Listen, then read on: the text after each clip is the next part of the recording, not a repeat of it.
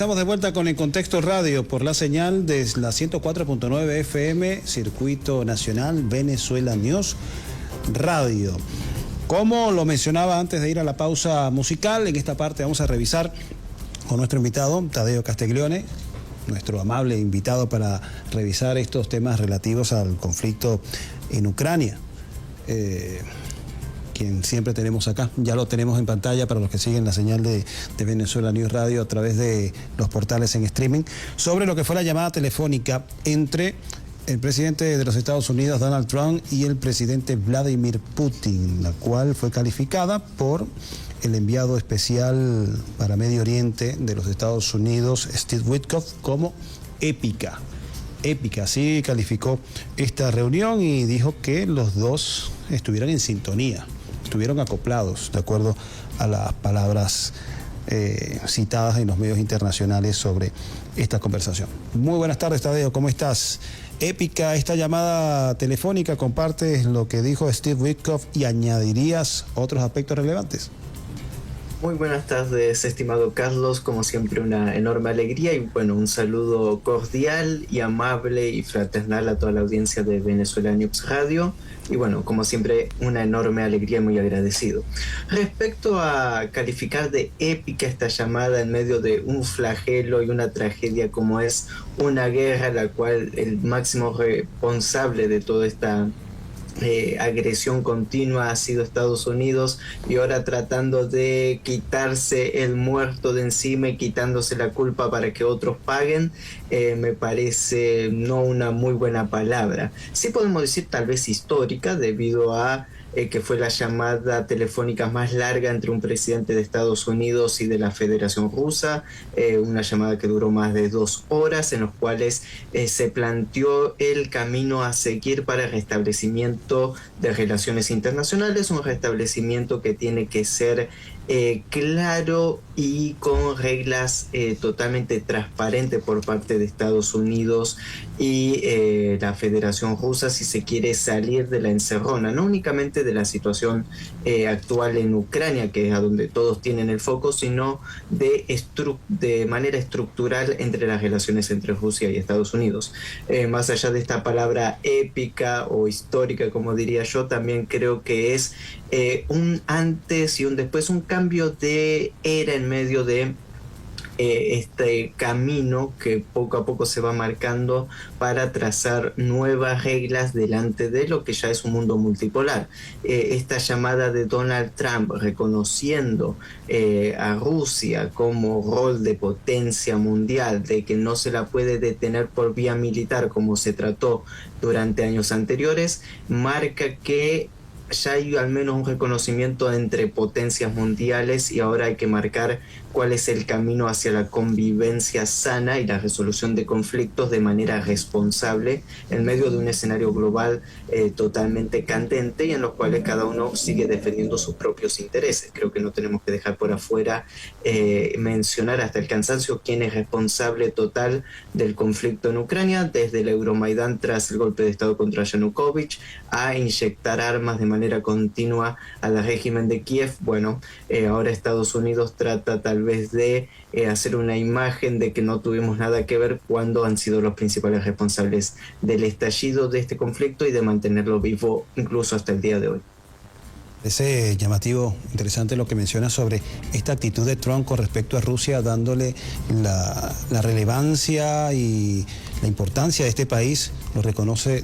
como un igual, una potencia de tú a tú, y que marca un poco esa actitud bastante condescendiente y compasiva que reseñan los medios de comunicación, de que hablaron de cómo salvar vidas, de cómo detener esta carnicería, pero llama la atención que en otros contextos le ofrece el infierno a los gazatíes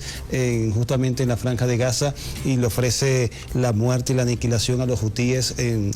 Yemen, y le pone plazos de 2 meses a los iraníes para acordar por medio de fuerza un nuevo pacto nuclear, que el anterior Donald Trump fue el encargado de dar al traste con este. Entonces, bastante llamativo este doble rasero, esta doble actitud, este doble comportamiento, esta doble personalidad de Donald Trump. Te quería preguntar también sobre la posición de Rusia respecto a esta conversación, donde entiendo que han manifestado que para alcanzar un acuerdo de cese al fuego que sea sostenible y también prolongado, es necesario terminar también con las causas profundas que originaron esta crisis. Es decir, está diciendo a Washington, entiendo yo, que esto no se resuelve con un cese al fuego limitado a algunos objetivos o algunos cambios cosméticos o algunas leves promesas, sino que esto significa que hay que terminar con toda esta estructura militar, política, dentro que tomó el poder en Ucrania y que generó esta crisis, ¿no? Lo cual hace más complejo la resolución. Claramente, y voy a comenzar por lo que dijiste primero, este doble rasero de Donald Trump que, como bien mencionabas, por un lado negocia con Rusia y por el otro lado amenaza a todo el mundo con las peores de las tragedias. Esto es claramente entendible con el punto que tú estabas mencionando, estimado Carlos, que era reconocer el tú a tú. Se intentó vencer a Rusia, pues se la intentó botear por las vías económicas, más de 20 se aplicaron en contra de Rusia, no pudieron ni aislarla internacionalmente desde una manera diplomática. Se lo trató incluso deportivamente, el Comité Olímpico sancionando y prohibiendo a Rusia de manera continua. Se lo trató militarmente y al quemarse todos los papeles en contra de Rusia, esto los obligó a sentarse a negociar. Ahora bien, Estados Unidos, en su carácter de ponerse como potencia o tratar de reservar todavía ese caudal como supuesta potencia mundial, ahora claramente una hegemonía en declive, impone sus condiciones en Yemen, en Gaza, a través de la fuerza, creyendo que esos pueblos pequeños, por más que sean pequeños, no van a tener el coraje y la valentía que los ha caracterizado en todos estos años, y que creo que es un grave error que está cometiendo Donald Trump, porque ya la gestión Biden, por ejemplo, fue derrocada en Yemen, y seguramente no va a poder contra los yemeníes sin únicamente desde una vía aérea, cuando la representación Houthi, no únicamente la representación Houthi, sino casi que tiene el aval de incluso los separatistas en el sur, absolutamente toda la sociedad yemení. Entonces no se puede vencer directamente a un pueblo que está decidido a combatir. Eso creo que hay que remarcarlo. Donald Trump negocia con Rusia no porque quiera la paz o porque respeta a Rusia, sino porque no lo han podido vencer por otros métodos y ahora están obligados a tratar de apaciguar las aguas para que no caliente más el conflicto, que hay que ver todavía cómo esto evoluciona. Y este es el primer pequeño paso que todavía es insignificante hacia algo más abierto, como negociaciones serias hacia la paz. Por eso estamos diciendo que hay que primero allanar el camino con las cuestiones globales para después empezar a centrarse en algún punto en específico, algo que bien lo interpreta la Federación Rusa, que hay que desconfiar de las actitudes de Estados Unidos, porque, por ejemplo, en Gaza, Estados Unidos también fue mediador de un cese al fuego y también se permitió un rearme, un enfriamiento para luego una ofensiva mucho mayor. Entonces, con ese historial reciente y con el mismo personaje, negociar algo similar en Ucrania, por más que sea Rusia y no sea Hamas, bueno, hay que tenerlo en consideración en medio de todo este escenario y lo que significa Donald Trump. Bien, con esta advertencia, este análisis que nos plantea Tadeo Castiglione sobre la fiabilidad de los Estados Unidos para confiar en la posibilidad de que cumpla con lo negociado, lo acordado, vamos a hacer nuestra tercera pausa, 2:45, no te desconectes, sigue con nosotros Tadeo Castiglione, una pausa musical y volvemos sobre un tema que quiero revisar contigo. Discuten, acuerdan un cese al fuego limitado por 30 días para no afectar infraestructura energética, pero Ucrania ataca una infraestructura petrolera. Esto lo vamos a revisar al regreso. Volvimos a conectarnos con Tadeo Castiglione desde la Argentina, experto internacional. Estamos revisando con él lo que fue esta llamada histórica, no tanto épica, entre Donald Trump y el presidente de la Federación Rusa, Vladimir Putin. Duró un poco más de 2 horas y media. Eje central, la normalización de las relaciones entre los dos países y también agendar un camino hacia la resolución dialogada, negociada de la guerra en Ucrania. Uno de esos puntos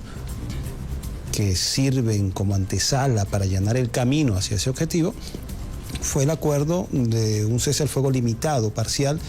restringido hacia las infraestructuras energéticas de ambos países. Putin dijo que estaba de acuerdo. Sin embargo, Ucrania el mismo día realiza un ataque con drones a una infraestructura petrolera en el suroeste de Rusia. Medvedev reacciona sobre esto y ha dicho que no se puede creer prácticamente en la palabra, en el compromiso de Ucrania, pero también puso la ficha, Tadeo, sobre Estados Unidos. Dice que esto no depende tanto de Ucrania, sino de Estados Unidos, que se ha comprometido como mediador en este conflicto. ¿Qué mensaje envía Medvedev con esta expresión, con esto que ha dicho, y al mismo tiempo qué mensaje envía Ucrania? ¿Está saboteando ese mismo proceso? Bien, desde que se supo que estaba esta conversación entre Donald Trump y Vladimir Putin, el gobierno ucraniano ya estaba saboteando cualquier tipo de negociación, incluso sabiendo Ucrania qué es lo que se iba a hablar, porque recordemos que fue la primera denuncia del Ministerio de Defensa ruso que se intentó una excursión militar ucraniana en el Oblast, en la región de Belgorod, que es parte integral de la Federación Rusa. Quisieron replicar lo mismo que hicieron en Kursk, ahora solo que en otra región. Este ataque ucraniano fue rechazado por Rusia, pero ya dentro de este marco. Y después, bueno, creo que estamos experimentando una dificultad con la comunicación con Tadeo Castiglione. Bueno, la seguridad energética internacional. Entonces, en medio de este contexto, creo que no es algo menor lo que está haciendo Ucrania de intentar un sabotaje para condicionar las negociaciones, para que esto le beneficie en su máxima expresión al régimen de Kiev, que ya está bastante devaluado. Ahora bien, respecto a las palabras de Medvedev, primero hay que tener en cuenta que en este momento quien mintió fue Donald Trump, porque después de la llamada telefónica, Donald Trump dijo que no se habló sobre una condición que puso Rusia, que salieron en todos los medios rusos y que la Cancillería rusa dio como cierta, de que Vladimir Putin le dijo: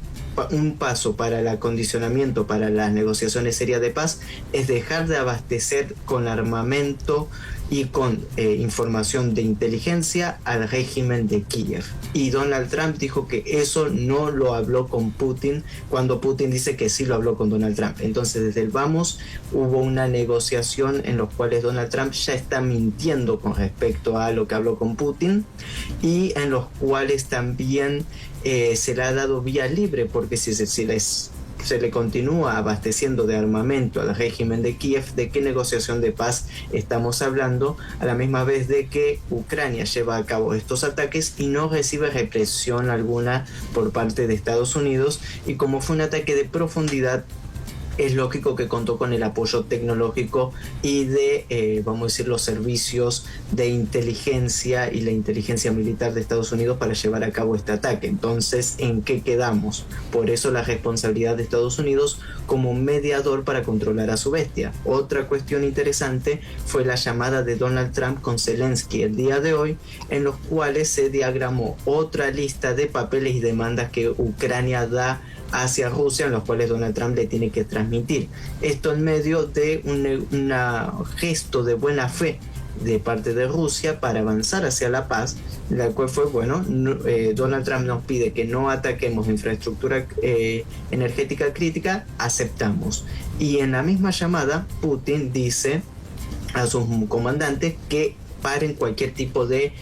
agresión en contra de infraestructura energética, y hoy salieron las publicaciones de que Rusia tuvo que derribar sus propios misiles y sus propios drones que ya estaban en el aire para atacar, porque fue una orden inmediata. Entonces, mientras que de un lado se demuestra un gran gesto hacia la paz, del otro lado se sigue con esta clásico juego de engaño, de decir una cosa, hacer otra, en los cuales ya nos tiene lamentablemente acostumbrado Estados Unidos, Donald Trump, incluso también este régimen de Zelensky. Entonces, si queremos avanzar hacia cosas más serias,